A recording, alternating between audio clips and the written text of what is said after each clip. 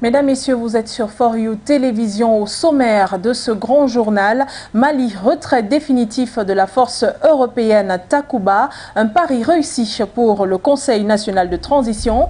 L'information a été rendue publique ce 1er juillet 2022 par le porte-parole de l'état-major des armées françaises, le général Pascal Lani. Sur le territoire malien depuis 2 ans, elle regroupait près de 800 soldats de divers pays européens. Son départ intervient après le retrait des forces Barkhane.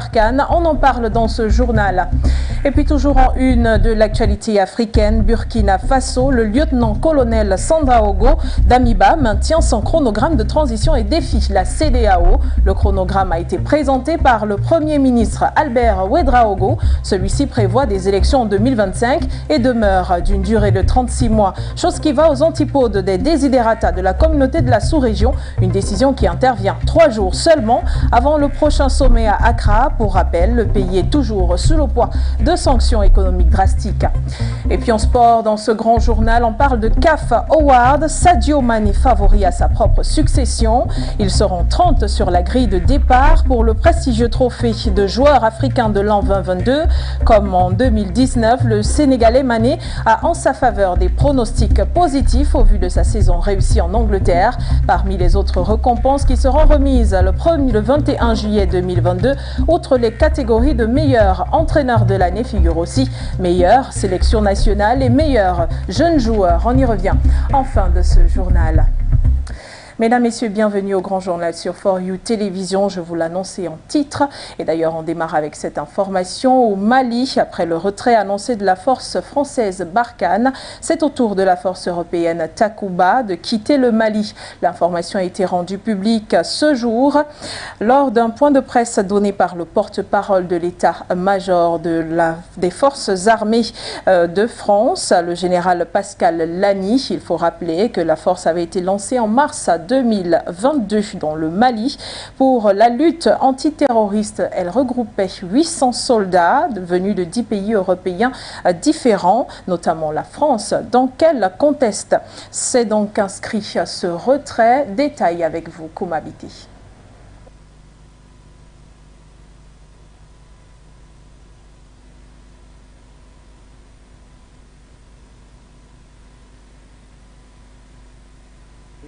De plus de 800 militaires, cette force déployée au Mali était chargée d'accompagner Bamako dans sa lutte contre le terrorisme. Hélas, elle aurait lamentablement échoué. Résultat des courses, après moins de 2 ans d'opération, ces derniers éléments quittent donc définitivement le Mali. Ouais, pour moi il n'est pas tordu. En outre, en janvier dernier, les autorités maliennes avaient demandé au Danemark de retirer leurs troupes, forçant dans le même temps le départ de Takuba. Si le départ de cette force est finalisé, Barkhane, quant à lui, pourrait encore attendre 1 mois pour boucler son départ et espérer un déploiement dans les pays du Sahel. Toutefois, au regard des réformes engagées récemment par le Conseil national de transition au Mali, de ces différentes sorties, est-ce que ce retrait de Takuba peut-il être considéré comme un pari réussi pour Assimi Goïta, le président malien? Réponse dans cet élément signé Noira. Jeudi 17 février 2022, au cours d'une conférence de presse à l'Élysée, Emmanuel Macron annonçait le retrait de la France et ses alliés du Mali. Réunis hier soir à Paris, l'ensemble des partenaires africains, européens, canadiens, impliqués à nos côtés dans la lutte contre le terrorisme au Sahel. Cette concertation a été précédée par d'intenses échanges depuis plusieurs mois, tant au niveau politique qu'opérationnel.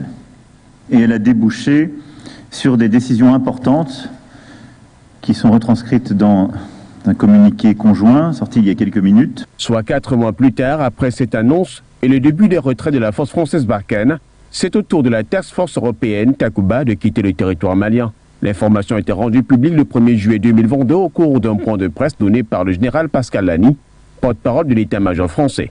Comme raison évoquée, la réorganisation du dispositif militaire français au Sahel, décidée en relation étroite avec les partenaires européens et nord-américains.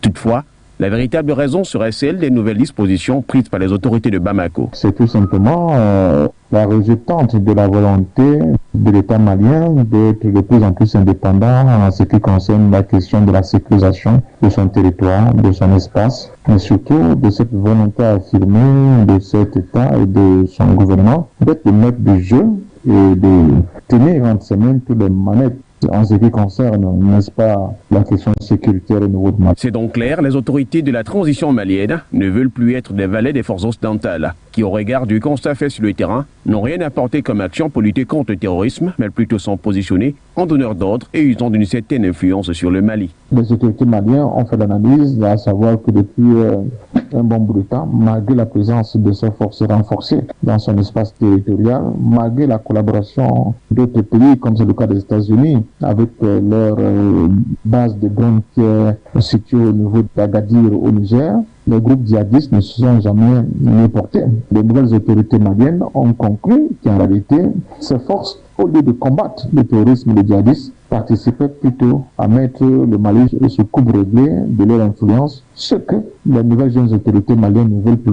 Cependant, au regard de ce qui précède, peut-on dire que le Mali, sous Assimi Goïta, serait en voie de réussir son pari? Certainement oui, mais bien qu'ayant remporté la bataille et non la guerre, en affichant clairement leur position aux Nations Unies avec le renouvellement du mandat de la MINUSMA, Assimi Goïta et les siens sont appelés à faire preuve de vigilance. Et aujourd'hui, ce bras de fer s'est déplacé au niveau de l'ONU. On a vu avec les dernières résolutions de l'ONU qui prolongent la force MINUSMA d'une année supplémentaire, qu'effectivement, c'est vrai, le Mali a remporté une bataille, mais pas encore la guerre. C'est pour ça que je continue d'insister sur le fait qu'il faut rester vigilant et il faut demander aux autorités maliennes de rester sur la posture qui est la leur aujourd'hui. Avec le retrait des forces militaires Barkhane et Takuba du Mali, le pays de Modibo Keïta annonce fièrement ses couleurs indépendantistes des forces occidentales, notamment dans la sécurisation de son intégrité territoriale. Une action digne d'intérêt au regard du déploiement des FAMA, les forces maliennes, sur le terrain et de l'aide qui leur a été demandée par les États-Unis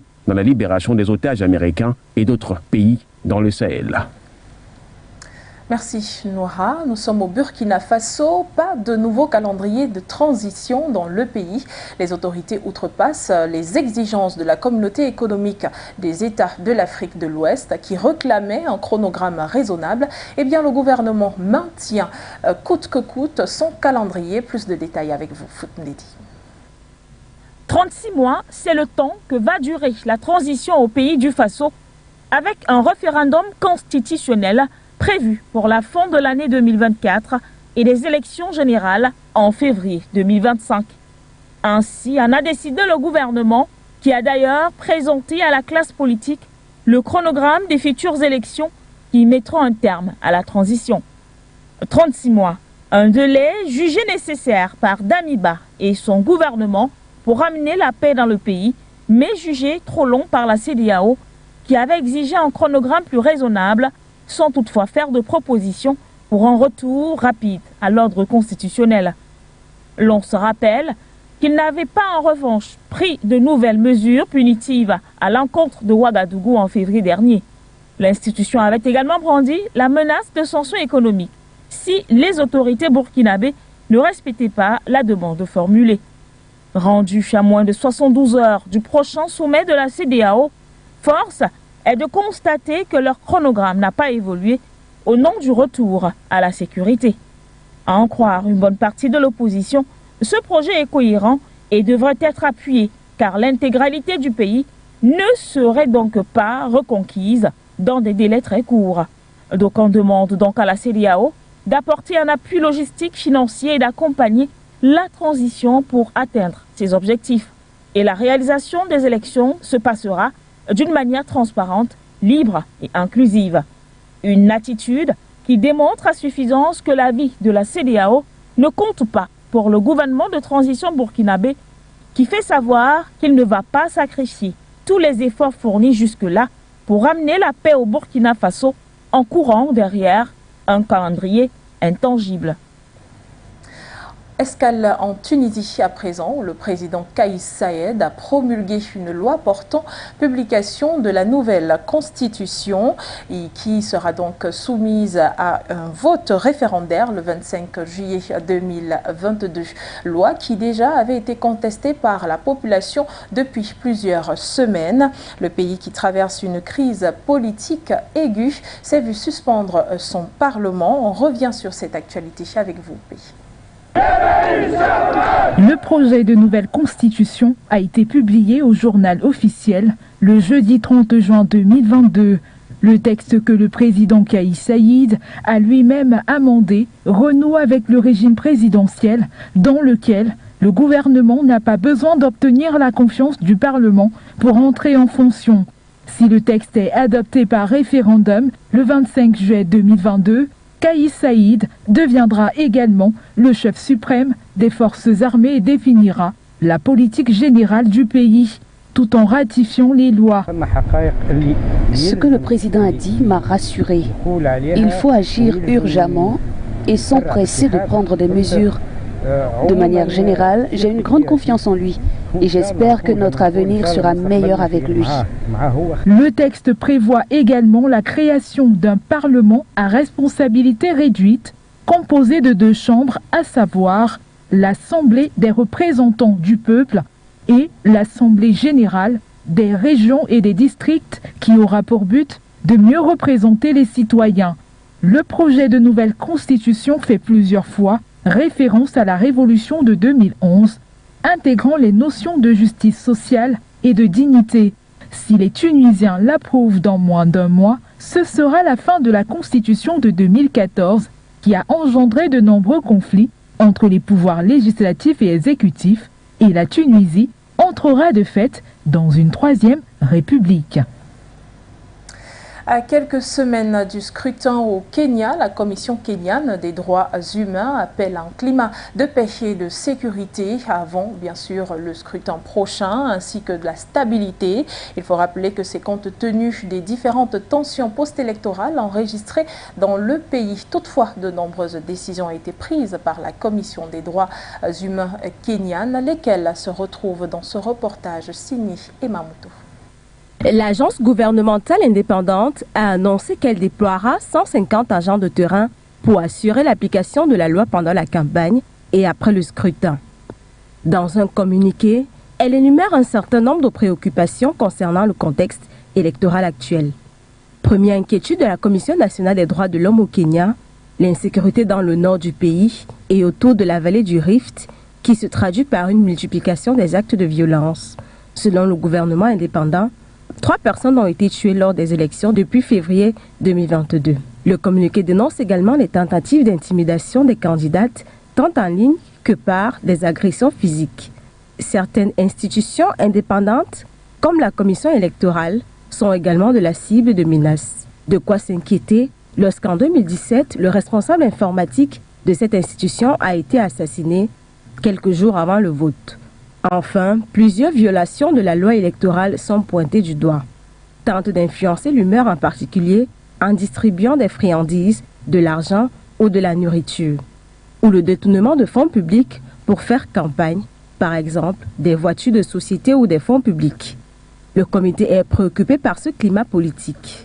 L'insécurité en particulier dissuadera certains de faire campagne ou même d'aller aux urnes. Jeudi 30 juin 2022, la colistière de Raila Odinga, Martha Karua, a été bombardée de gaz lacrymogène lors d'un rassemblement politique. La police se mobilise également pour les élections.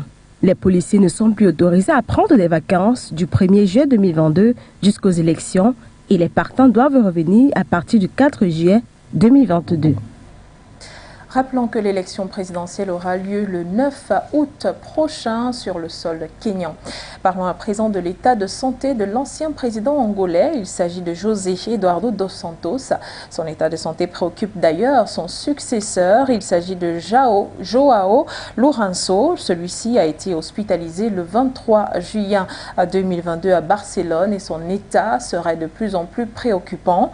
Le président dos Santos a dirigé le pays pendant 38 ans et a laissé un bilan non flatteur avant de laisser sa place en 2017. Reportage Kwetu.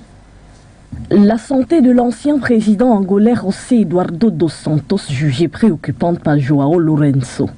L'actuel chef d'État angolais, au sortir d'une visite au siège de la communauté des pays de langue portugaise, le 23 juin à Lisbonne au Portugal, s'est exprimé quant à l'état de santé de son prédécesseur. Nous pouvons dire que la situation est préoccupante. Seules les équipes médicales pourront donner plus d'informations, a-t-il déclaré. Entre la vie et la mort, José Eduardo dos Santos, 79 ans, est hospitalisé en Espagne, au centre Tecnon de Barcelone depuis le 23 juin. Parfois annoncé pour mort par les tabloïds, José dos Santos, l'une des filles de l'ancien président, a fait une sortie choc. Afin de lever l'équivoque, lancer des accusations à l'actuel gouvernement angolais qui, selon elle, fait pression afin que les médecins débranchent les machines qui maintiennent son père en vie. José Eduardo dos Santos est vivant. Tous les organes de son corps fonctionnent et son état est stable. En tant que sa fille, je ne permettrai jamais à quiconque d'éteindre les machines d'un père vivant, a-t-elle déclaré. José Eduardo dos Santos, président de l'Angola de 1979 à 2017, fait lui et sa famille l'objet de poursuites judiciaires pour corruption et détournement de fonds. La famille dos Santos qui est comptée parmi les plus grandes fortunes du continent. 7 morts enregistrés lors de la marche du million au Soudan. Il s'agit d'une manifestation qui a eu lieu dans les artères du pays, notamment à Khartoum. Ces manifestations visaient à protester la présence militaire au pouvoir du pays. Il faut également rappeler que celle-ci a eu lieu le 30 juillet 2022 et était également en commémoration des marches du 30 juillet 2019. Revenons sur les faits avec vous, Thiama. 3 années après la chute de l'ancien président Omar el-Béchir, le Soudan s'enfonce chaque jour un peu plus dans une double crise politique et économique. Une situation qui s'envenime depuis le coup d'État d'octobre 2021 et l'arrivée au pouvoir du général Abdel Fattah al-Burhan. Les manifestations populaires se multiplient contre la vie chère et les militaires aux affaires. Le pays est sans gouvernement et la pression est de plus en plus féroce. Illustration avec la manifestation du jeudi 30 juin à Khartoum. Les Soudanais sont une nouvelle fois descendus dans les rues des grandes villes du pays pour exiger le départ des militaires. Dans la capitale, des foules immenses ont convergé en direction du palais présidentiel. Elles se sont heurtées à un déploiement massif des forces de sécurité qui verrouillaient le centre-ville. La répression a fait au moins 7 morts. Il est important de dire que la journée du jeudi 30 juin 2022 est la plus meurtrière depuis des mois et l'une de celles qui a le plus mobilisé. La population soudanaise est prête à tout faire pour ne pas être gouvernée par les militaires. C'est la raison pour laquelle, outre Khartoum et ses banlieues du Soudan, des manifestants ont aussi manifesté à Ouad Madani dans le sud et au Darfour à l'ouest et dans plusieurs villes de l'Est côtier, ont rapporté certains témoins. Rappelons que, avant cette dernière manifestation, l'émissaire de l'ONU, Volker Perthes, a demandé que la violence cesse au Soudan. Même son de cloche pour plusieurs ambassades qui avaient réclamé que plus aucune vie ne soit perdue. Malgré ces alertes, force est de constater que le chaos se poursuit. Un autre chaos se poursuit, mais c'est du côté du Nigeria où on enregistre dans l'ouest du pays 16 morts et 4 Chinois enlevés dans la région. Eh bien, il s'agit de bandes criminelles qui continuent de faire mouche dans le pays. Il faut également rappeler que c'était non loin d'une mine dans la zone de Chiroko. Plus de détails, c'est avec vous, Kwetu, dans ce... Les autorités du Niger State, le plus grand état du Nigeria, situé à l'est du pays, ont annoncé ce jeudi 30 juin la mort d'environ 16 personnes et l'enlèvement de travailleurs, dont 4 Chinois, dans une mine située au village Adjata Aboki, dans la zone de Chiroko, dans l'est de l'état de Niger. Selon Emmanuel Omar, le responsable régional de la sécurité, les morts survenus lors d'affrontements entre agents de sécurité et assaillants sont à enregistrer des deux côtés. Il n'a cependant pas précisé la matière première extraite dans cette mine, ni le nom de l'entreprise en charge de son exploitation. Bien que souvent libérés après paiement de rançon, les ressortissants chinois et globalement les travailleurs étrangers sont la cible privilégiée des grands criminels lourdement armés localement appelés bandits. On dénombre des dizaines d'employés chinois pris pour cible ces dernières années et près de 2600 civils tués en 2021 selon les chiffres de l'ONG ACLED. Des bandes criminelles à l'ouest, des djihadistes à l'est. C'est l'ensemble du Grand Nord du Nigeria qui est plongé dans un climat de violence quasi généralisée. Une critique souvent formulée à l'endroit du président Muhammadu Buhari, dont le deuxième mandat expire en février 2023. Dans l'actualité camerounaise, on rappelle que les produits pétroliers coûtent environ 120 milliards à l'État, et ceci seulement en 4 mois, ce qui a amené le Fonds monétaire international à réagir, mais surtout à exiger la transparence dans la fixation des prix au niveau des essenceries. Il faut également rappeler que ceci est sous peine d'un gel complet de la validation des différentes revues du programme triennal. Je vous propose plus de détails dans cet élément. Signé Koumabiti. Le Fonds monétaire international agite le spectre d'une hausse des prix à la pompe. Dans le cadre de la revue du programme économique et financier en cours avec le Cameroun, les émissaires de l'institution financière internationale ont clairement manifesté leur inquiétude concernant la hausse continue des subventions au carburant.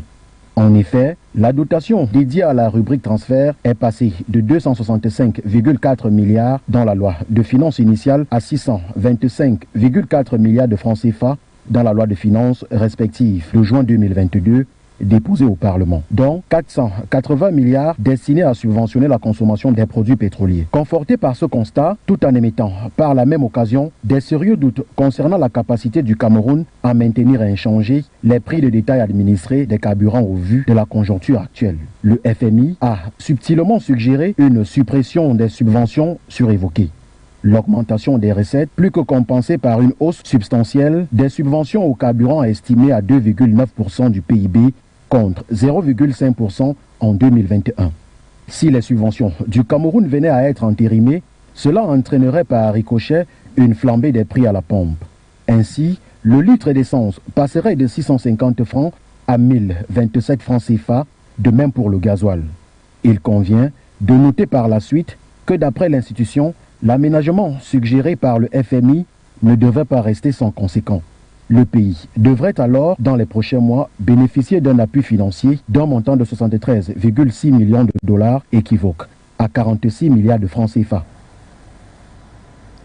Parlons à présent de l'actualité en République centrafricaine. Il faut rappeler que la RCA lance officiellement le Sango. Il s'agit de sa monnaie électronique. Ce sera le 3 juillet 2022. Et depuis la publication de sa volonté de légaliser le Bitcoin sur son territoire en avril dernier, le pays a essuyé avertissements, jugements, mais également opposition. Le président Touadéra est bien décidé à ouvrir cette page. D'ailleurs, avec des motivations plus politiques qu'économiques, on s'interroge, tentative de réponse dans cet élément. La décision d'adopter le Bitcoin en République centrafricaine n'a pas été accueillie en fanfare. C'est que l'ambition du président Touadéra promet d'être une porte ouverte à de nouvelles opportunités pour le pays.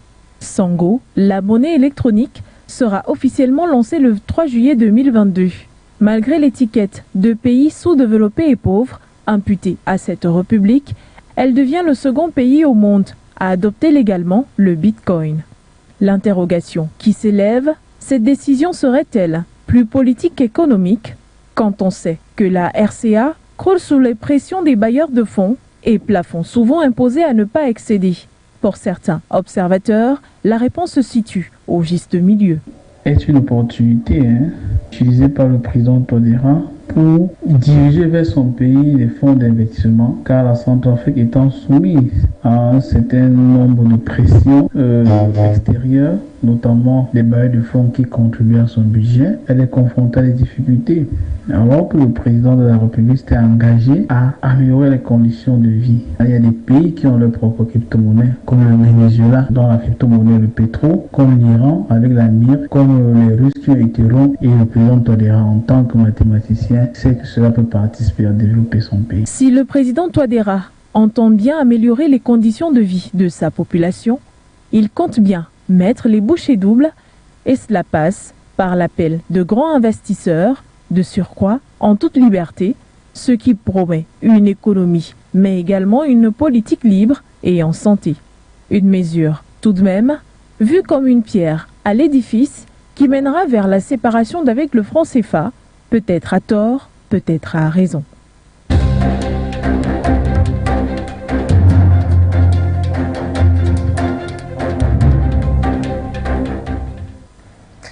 La première liste des nominés pour les CAF Awards a été rendue publique. Celle-ci établit un panel d'experts techniques, légendes de la CAF et de journalistes. Performances prises en compte entre septembre 2021 et bien sûr juillet 2022. Je vous propose de découvrir qui sont-ils, d'où viennent-ils également dans cet élément. Signé Nguéné. Candidat à sa propre succession, le Sénégalais Sadio Mané fait figure de grandissime favori pour le très convoité titre de joueur africain de l'année 2022. Auteur d'une saison exceptionnelle avec les Reds de Liverpool, le nouveau joueur du Bayern Munich fait partie des 30 nominés aux côtés de ses compatriotes Edouard Mendy, Nampalys Mendy, Kalidou Koulibaly et Saliou Ciss. Finaliste malheureux de la 33e édition de la Coupe d'Afrique des Nations de football, l'Égypte y est également représentée. Et qui de mieux que Mohamed Salah pour conduire la barque des pharaons. À ses côtés, Mohamed Abdelmonem du Al Ahly Sporting Club et Mohamed El Neni du club anglais d'Arsenal. Le trio camerounais Franck Zambo Anguissa, Kal Toko Ekambi et Vincent Bouakar est également de la partie, tout comme l'Algérien Riyad Mahrez, les Ivoiriens Franck Kessié et Sébastien Haller. Dans la catégorie d'entraîneur masculin de l'année, le champion d'Afrique Aliou Cissé semble bien parti, même si les apports de Carlos Queiroz, Vaïd Ali Dozik, Pitso Massibone et Tom Serfit ne sont pas négligés. Ces CAF Awards qui font leur grand retour sont également l'occasion de mettre en vitrine les jeunes joueurs au rang desquels Dango Ouattara du Burkina Faso et l'ex-Moriba de la Guinée-Conakry ou encore Pape Matar Sarr du Sénégal. Les catégories de joueurs interclubs de l'année, d'équipe nationale de l'année ainsi que de club de l'année complètent ce casting des CAF Awards. Rappelons qu'en attendant les nominés des catégories féminines le 5 juillet 2022, les lauréats seront élus par un jury composé de la commission technique de la Confédération africaine de football, de journalistes, des sélectionneurs et des capitaines des associations sportives et des clubs impliqués dans la phase de groupe des compétitions interclubs. C'est la fin de ce journal, mesdames, messieurs. Merci de l'avoir regardé sur For You Télévision. Restez branchés, l'information se poursuit. Au revoir, Cotonou.